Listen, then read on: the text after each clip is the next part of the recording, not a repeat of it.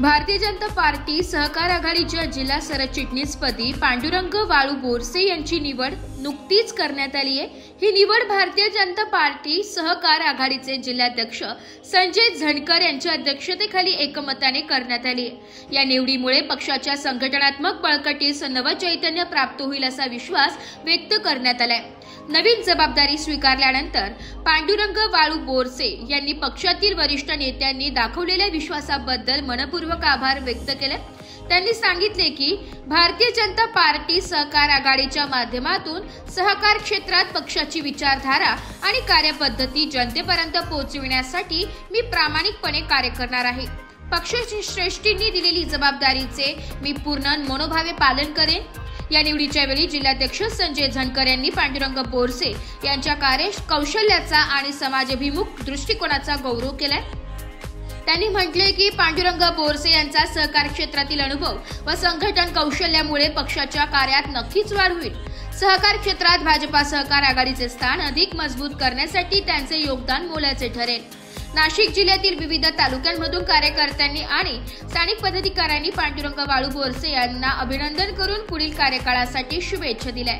पक्षातील सर्व स्तरावरून त्यांच्या निवडीचे स्वागत होत असून जिल्हा संघटनेत उत्साहाचे वातावरण निर्माण झाले।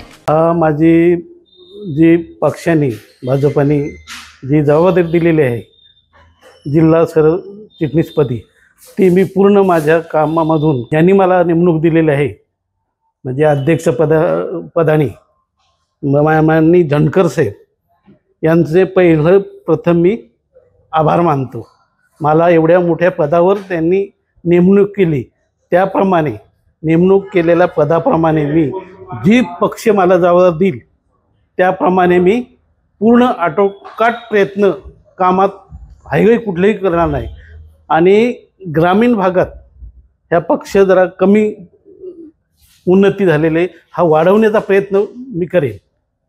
जिल्हा पातळीवर कार्यकर्त्यांचे संघटन आणि समन्वय साधण्यासाठी आपण कसे प्रयत्न करणार आहात?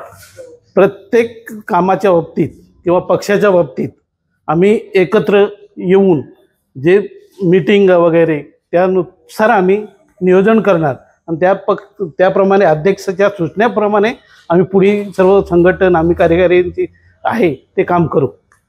जिल्हा सहकार आघाडीच्या माध्यमातून सामान्य शेतकऱ्यांना प्रत्यक्ष कसा फायदा होणार आहे? सामान्य शेतकऱ्यांना फायदा PM योजनेचा अजून ग्रामीण भागात कुठलाही व्यवस्थित काही पोचलेलं नाही, कारण काही माहिती नाही। ती सुद्धा मी आमच्या कार्यकारिणीच्या माध्यमातून किंवा ज्यांनी पक्षाने मला नेमणूक केले त्यांच्या लोकांपर्यंत घरोघरी जाण्याचा प्रयत्न करून पर्यंत झालेलं नुकसान किंवा भाताचं झालं असेल, नागलीचं झालं तर उडदावर रोग पडलेला आहे हे मी पूर्ण एकत्र माहिती करून आमच्या जिल्हा अध्यक्ष श्री झणकर साहेब यांच्यामार्फत पोहोचून तिथून त्यांच्यामार्फत वरिष्ठ पातळीवर पोहोचवण्याचा प्रयत्न करू। जिल्हा स्तरावर सहकार क्षेत्रातील कोणते प्रश्न प्राधान्याने तुम्ही सोडवणार आहात? सोसायटीचे प्रश्न आहेत।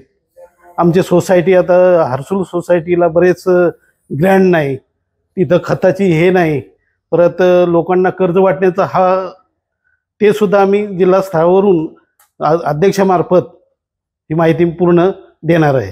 प्रयत्न करतो।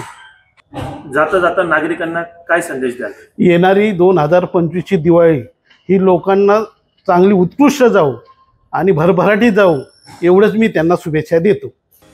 ब्युरो रिपोर्ट, नाशिक लोकशाही न्यूज, नाशिक।